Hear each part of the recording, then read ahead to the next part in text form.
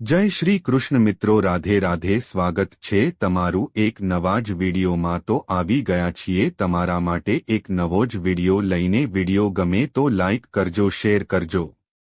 ઘરમાં ઝાડુનો ઉપયોગ કરતા પહેલા આટલું જાણી લેજો, ક્યારેય ન કરતા આવી ભૂલ, નહીં તો લક્ષ્મીજી થઈ જશે નારાજ.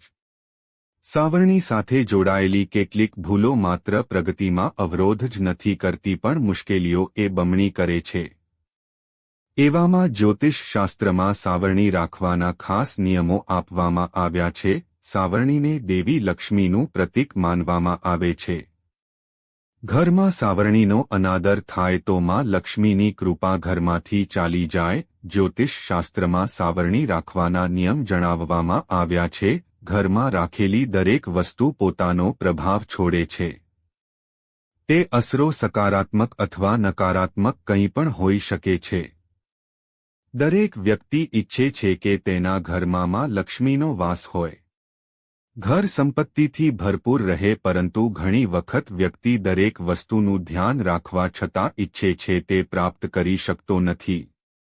આવી સ્થિતિમાં વાસ્તુ દોષ પણ તેનું કારણ છે, જેને આપણે ઘણીવાર અવગણીએ છીએ. તો સાવરણીને કેવી રીતે રાખવી જોઈએ અને ક્યાં રાખવી જોઈએ અને ક્યાં ના રાખવી જોઈએ તે જણાવવા જઈ રહ્યા છીએ આ વિડીયોમાં. પરંતુ તે પહેલા તમે પણ ઈચ્છતા હોય માતા લક્ષ્મીના આશીર્વાદ તમારા ઉપર પણ બન્યા રહે તો કોમેન્ટ બોક્સમાં જય લક્ષ્મી માતા જરૂરથી લખજો અને વિડીયોને એક લાઇક કરીને અમારી ચેનલ શ્રેષ્ઠ વાતોને સબસ્ક્રાઇબ કરવાનું ભૂલશો નહીં. તો વિડીયોની શરૂઆત કરીએ જરા પણ મોડું કર્યા વિના.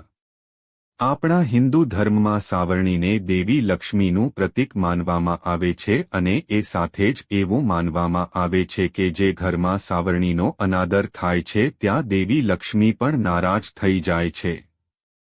એવા ઘરમાં માં લક્ષ્મીની કૃપા ઘરમાંથી ચાલી જાય છે. જણાવી દઈએ કે સાવરણી સાથે જોડાયેલી કેટલીક ભૂલો માત્ર પ્રગતિમાં અવરોધ જ નથી કરતી, પણ મુશ્કેલીઓ એ બમણી કરે છે. એવામાં જ્યોતિષ શાસ્ત્રમાં સાવરણી રાખવાથી લઈને તેને કેવી રીતે રાખવી એ સુધીના ખાસ નિયમો આપવામાં આવ્યા છે. સાવરણીથી જોડાયેલ આપણી ભૂલો. જ્યોતિષ શાસ્ત્ર અનુસાર ઘરનો કોઈ સભ્ય બહાર નીકળે એ પછી તરત જ સાવરણી ક્યારેય ન લગાવવી જોઈએ.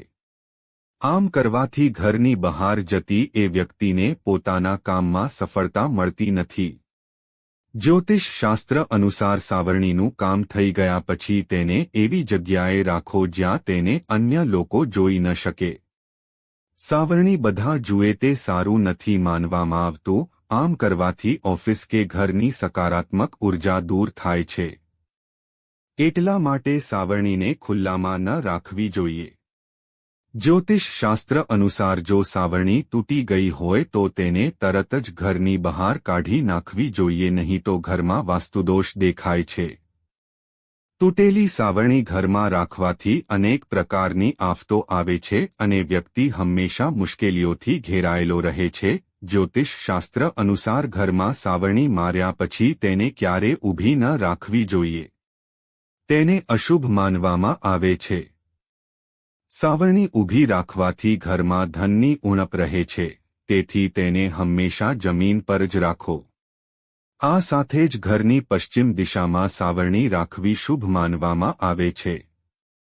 જ્યોતિષ શાસ્ત્ર અનુસાર સાંજે ઘર અથવા ઓફિસમાં સાવરણી ન મારવી જોઈએ. કહેવાય છે કે એમ કરવાથી સકારાત્મક ઉર્જા ઘરની બહાર નીકળી જાય છે અને સુખ સમૃદ્ધિમાં ઘટાડો થાય છે. જ્યોતિષ શાસ્ત્ર અનુસાર સાવરણી લગાવ્યા પછી તેને એવી રીતે નીચે રાખો કે તેના પર કોઈનો પગ ન પડે. સાવરણી પર પગ મૂકવો એ લક્ષ્મીનું અપમાન માનવામાં આવે છે અને આમ કરવાથી ઘરની આર્થિક સ્થિતિ બગડવા લાગે છે. જો તમે જૂની સાવરણી બદલવા માંગતા હોવ તો જ્યોતિષ શાસ્ત્ર અનુસાર દિવસનું ખાસ ધ્યાન રાખવું જરૂરી છે. ઘરમાં નવી સાવરણી લાવવા માટે હંમેશા શનિવાર પસંદ કરો. જણાવી દઈએ કે શનિવારે નવી સાવરણીનો ઉપયોગ કરવો ખૂબ જ શુભ છે અને તેનાથી ઘરમાં લક્ષ્મી આવે છે. આ તમામ માહિતી જનહિતને ધ્યાનમાં રાખીને આપવામાં આવી રહી છે. તમારી આસ્થા અને આસ્થા પર જ્યોતિષ અને ધર્મના ઉપાયો અને સલાહ અજમાવો. વિડિયોનો હેતુ માત્ર તમને વધુ સારી સલાહ આપવાનો છે. અમે આ સંબંધમાં કોઈ પણ પ્રકારના દાવા કરતા નથી. મિત્રો, વિડિયો ગમ્યો હોય તો લાઇક કરજો, શેર કરજો અને હા, અમારી ચેનલ શ્રેષ્ઠ વાતો પર નવા હોય તો અમારી ચેનલ શ્રેષ્ઠ વાતોને સબસ્ક્રાઇબ જરૂરથી કરી દેજો. આભાર. જય શ્રી કૃષ્ણ.